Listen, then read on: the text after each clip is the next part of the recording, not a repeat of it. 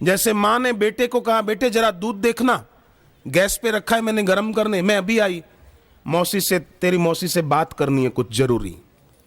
बेटा दूध देख रहा है, गैस चालू है, दूध में उफान आया वो देख रहा है, दूध भगोने से बाहर आया वो देख रहा है, दूध की धारा रसोई घर से बाहर आई, मां ने आवाज दी, बेटे क्या कर रहा है? बोले दूध देख रहा हूं, दूध की धारा बाहर आ रही, देख रहा हूं।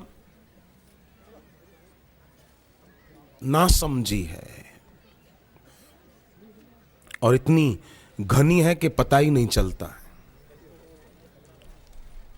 एक महात्मा को किसी ने कहा, महाराज जी शराब पीने के बाद आदमी बेहोश हो जाता है ना? संत ने कहा कि नहीं, बेहोश आदमी ही शराब पीता है। अगर आदमी होश में होता तो शराब क्यों पीता? बेहोश है इसलिए पीता है। एक आदमी को किसी ने शराब की बोतल भेंट में दी, उसने बोतल उठाकर तोड़ दी, शराब मिट्टी में मिल गई। तो लाने वाले ने कहा कितनी कीमती शराब थी और उसको तुमने मिट्टी में मिला दिया। तो इसने कहा अच्छा हुआ मैंने इसको मिट्टी में मिला दिया, नहीं तो ये एक दिन मेरे को मिट्टी में मिला देती। पानी में डूबकर मरने वालों की संख्या इतनी ज्यादा नहीं है जितनी शराब में डूबकर मरने वालों की संख्या है।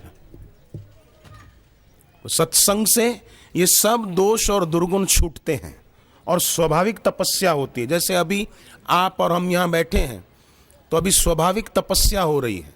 ये एक एक क्षण हमारा तपस्या में गिना जा रहा है।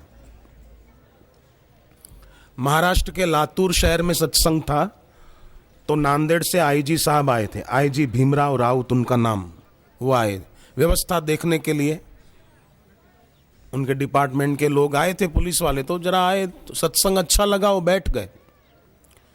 और तीसरे दिन 3 दिन का कार्यक्रम था वहां पर। तीसरे दिन तो अपनी पत्नी को लेकर आए और बापूजी से दीक्षा भी ले ली। उनके बेटे को सारस्वती मंत्र दिलाया। गुरुदेव बच्चे बच्चियों को सारस्वती मंत्र की दीक्षा देते हैं जिससे विद्यार्थी प्रतिभावान छात्र बने, विद्या प्राप्ति के क्षेत्र में उनको सफलता मिले।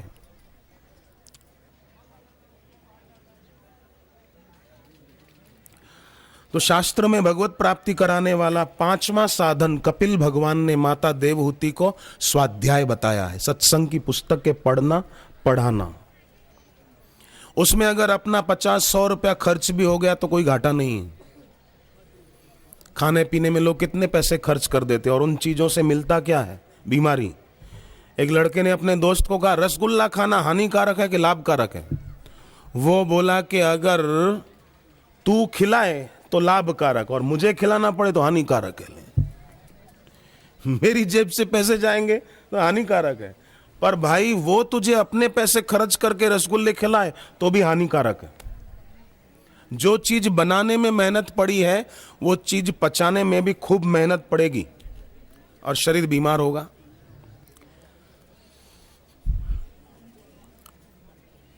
इसलिए स्वास्थ्य का ख्याल करके खाना चाहिए, स्वाद का ख्याल करके नहीं। और कई लोग स्वाद का ख्याल करके ही खाते हैं, फिर तबीयत भले खराब हो और दवाइयां खानी पड़े। जैसे पनीर, मावे की मिठाइयां, आचार, नींबू, केरी आदि के जो ज्यादा मात्रा में खाते हैं उनको फिर भविष्य में हृदय रोग की तकलीफ का सामना करना पड़ता है। इसलिए मावे की मिठाइयों से, पनीर से, आचार आदि से अपने को दूर रखना चाहिए। अपने स्वास्थ्य का ख्याल आप करना चाहिए। विष्णु पुराण कहता है रात को दक्षिण दिशा में सिर करके सोया करो, आयु लंबी होगी, तबीयत अच्छी रहेगी और घर में लक्ष्मी आएगी। पर बेटे बेटियां हैं, पढ़ते हैं तो वे रात को पूर्व दिशा में सिर करके सोएं। पढ़ते समय बेटे बेटियां पूर्व और उत्तर के बीच ईशान कोण पड़ता है, उधर मुंह करके पढ़े। पढ़ा हुआ जल्दी याद रहने लगेगा, उनको याद शक्ति बढ़िया होगी और सारस्वती मंत्र का जप करें।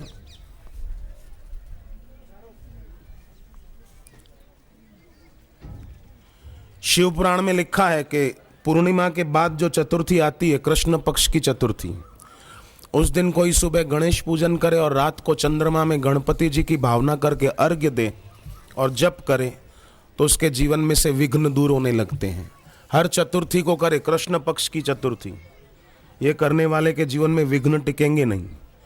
जमीन है अपनी, खेती काम करते हैं, तो अमावस्या के दिन खेती का काम न करें, न मजदूर से करवाएं, जप करें, भगवत गीता का 7वां अध्याय अमावस्या को पढ़ें और उस पाठ का पुण्य अपने पितरों के लिए अर्पण करें, सूर्य को अर्घ्य दे दें कि आज जो मैंने गीता पाठ किया अमावस्या के दिन, इसका पुण्य मेरे घर में जो गुजर गए हैं दादा पिता आदि, उनको इसका पुण्य मिल जाए, तो उनका आशीर्वाद हमें मिलेगा, घर में सुख संपत्ति बढ़ेगी।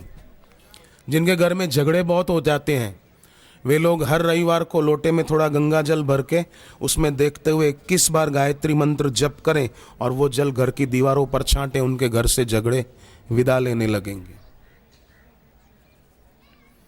बेटी की शादी हो गई पर ससुराल में बेचारी दुखी है, तो बेटी को सिखा दें कि रोज रात को सोते समय माँ पार्वती का सुमरण करें और मंत्र बोले, ओम शंकर प्रियाय नमः, ओम पार्वत्याय नमः, ओम अंबिकाय नमः। प्रार्थना करें कि माँ, जैसे आपका और शिव जी का जीवन है, ऐसे मेरा और मेरे पति का हो, हमारे घर में क्लेश ना हो। और सुबह नहाकर तिलक करे उत्तर दिशा की ओर मुंह करके, और यही मंत्र बोले, ओम शंकर प्रियाय नमः, ओम पार्वत्याय नमः, ओम अंबिकाय नमः। हमारे घर में क्लेश ना हो, शांति बनी रहे।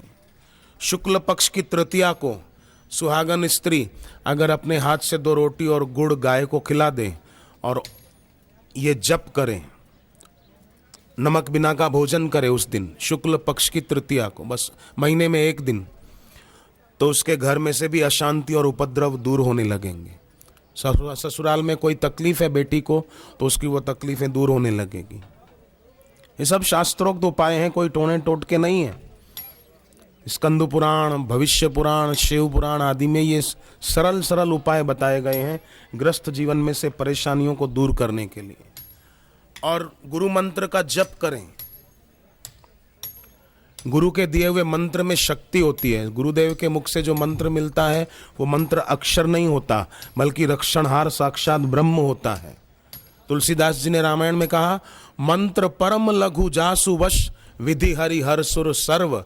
मंत्र तो छोटा सा होता है, कोई 3 अक्षर का, कोई 5 अक्षर का। गायत्री मंत्र हो तो 24 अक्षर का। तो ये मंत्र तो छोटे हैं, परंतु इसका जप करने पर विधि माना ब्रह्मा जी, हरि माना विष्णु जी, हर माना शिव जी, ये मंत्र जप करने वाले के वश हो जाते हैं। इसलिए जप रोज करना चाहिए। तो तीर्थ यात्रा, और तीर्थ यात्रा कौन सी हम समझ गए। यज्ञ अनुष्ठान, यज्ञ अनुष्ठान भी कौन सा, गुरु से मिले हुए भगवान नाम का जप रोज करना, ये यज्ञ अनुष्ठान है। तीसरा दान, मन में जिस वस्तु व्यक्ति के प्रति आसक्ति है, मोह है, उसका त्याग, ये दान है। तपस्या, सम रहना, घर पे शांत रहना, आवेश में ना आ जाना, ये तपस्या है। और फिर 5वां साधन स्वाध्याय, जो कपिल भगवान भगवत प्राप्ति के 15 उपाय बताते हैं। स्वाध्याय, सत्संग की पुस्तकें पढ़ना, पढ़ाना, दूसरों तक पहुंचाना, ये सेवा करना। इस सेवा से अपने को भी हृदय शुद्धि का फायदा मिलता है। 6ठा साधन बताया वेदों के अर्थ की मीमांसा। अब वो भी कहाँ करने जाएंगे, पर गुरुदेव की वाणी वो वेद वाणी है। वो घर पे बैठे हुए सीडी के द्वारा, कैसेट के द्वारा, अब आजकल तो सुविधा है, फ़ोन में कार्ड डाल देते हैं और सत्संग सुन सकते हैं। फिल्मी गाने सुनेंगे तो बुद्धि भ्रष्ट होगी, परंतु गुरुदेव की वाणी मेमोरी कार्ड फ़ोन में लगा कर सुने तो उससे बुद्धि शुद्ध होगी, भक्ति बढ़ेगी। वो सत्संग के मेमोरी कार्ड भी मिलते हैं यहाँ, वो सुने, दूसरों को सुनाए, कितना अच्छा होगा। 7वां साधन बताया कपिल भगवान ने, अपने अंतःकरण पे विजय पाना, अपने मन पर, अपनी इंद्रियों पर विजय पाना। विजय पाना मतलब इंद्रियों को उनके मनमाने विषयों में न जाने देना। आंख का विषय रूप, तो आंख किसी के रूप के प्रति आकर्षित न हो। कान का विषय संगीत, को फिल्मों के गाने सुनने में रुचि न हो। इस प्रकार अपने अंतःकरण पे विजय पाना, ये 7वां साधन बताया। 8वां साधन बताया अपनी इंद्रियों पर संयम। 9वां साधन अहमता और ममता का त्याग। मैं बड़ा, मैं बड़ा, मैं बड़ा। जो मैं बड़ा करता है उसकी हालत वही होती है जो वड़े की तेल में डालने पर होती। सबसे बड़े ईश्वर हैं और उस ईश्वर को जो चाहता है, ईश्वर प्राप्त गुरु का ध्यान जो करता है वो तर जाता है। बाकी तो जो अकड़ता है उसको यमराज जल्दी पकड़ता है। यह रावण अकड़ता था, कैसा पकड़ा उसको? वरदान लिए हुए थे हिरण्याकश्यपु ने, पर अकड़ता था तो यमराज ने कैसा पकड़ा उसको, कैसे मारा गया। तो संसार में भाग्यशाली कौन? जिसके पास खूब रुपया हो, खूब सत्ता हो? नहीं, है वही भाग्यवान जो भगवान को चाहे, विद्वान हो के नित्य विद्यमान को चाहे। नित्य विद्यमान ईश्वरी है। संसार की चीजें सदा रहने वाली नहीं हैं, शरीर सदा रहने वाला नहीं है, ईश्वर सदा रहने वाले हैं। तो उस ईश्वर को, ईश्वर के ज्ञान को, ईश्वर के नाम को जो चाहता है वो तर जाता है, वही भाग्यशाली है। वही भाग्यवान जो भगवान को चाहे, भगवान को चाहे। है वही भाग्यवान जो भगवान को चाहे, भगवान को चाहे। है वही भाग्यवान जो भगवान को चाहे, भगवान को चाहे। है वही भाग्यवान जो भगवान को चाहे, भगवान को चाहे। हरि हरि ओम, हरि हरि ओम, हरि हरि ओम, हरि हरि ओम।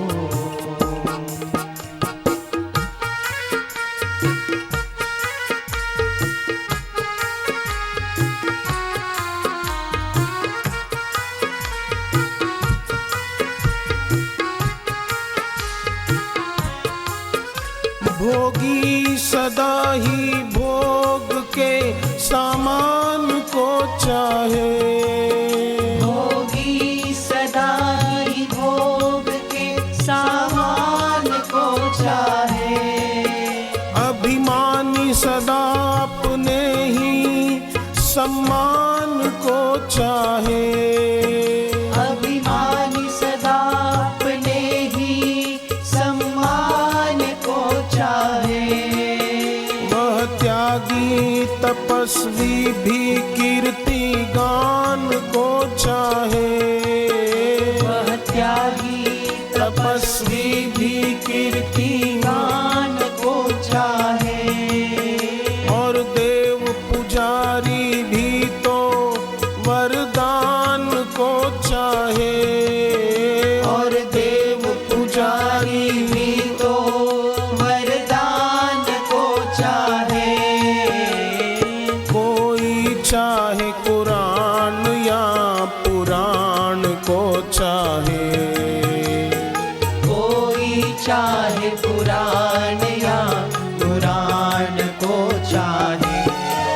है वही भाग्यवान जो भगवान को चाहे, भगवान को चाहे। है वही भाग्यवान जो भगवान को चाहे, भगवान को चाहे। हरि हरि ओम, हरि हरि ओम, हरि हरि ओम, हरि हरि ओम।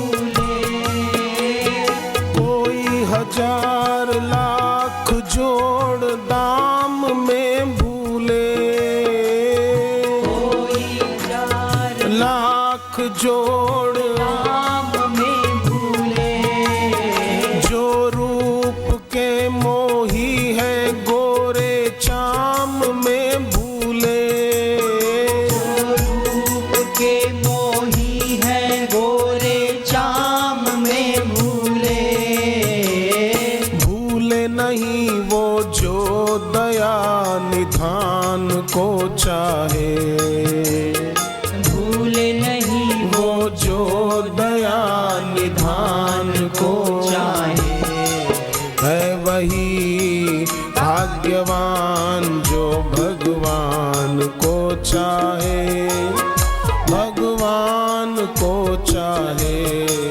है वही भाग्यवान जो भगवान को चाहे, भगवान को चाहे। हरि हरि ओम, हरि हरि ओम, हरि हरि ओम, हरि ओम, हरि हरि ओम, हरि हरि ओम,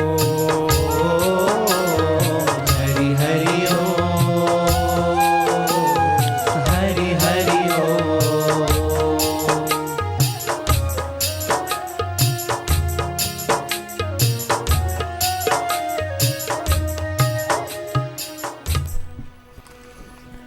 हरि ओम।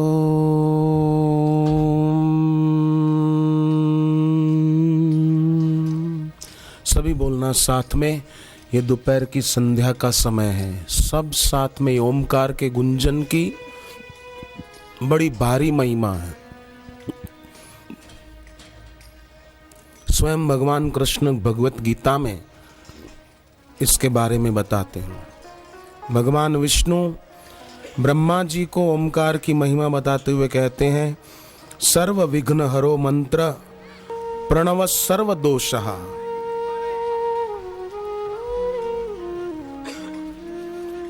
हरि ओम।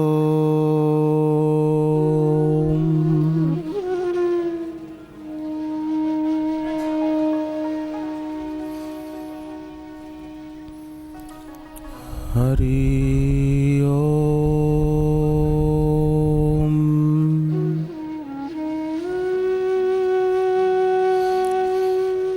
समिति के भाई कितने भाग्यशाली हैं जिन्होंने ये आयोजन किया, तन मन धन से सेवा करके।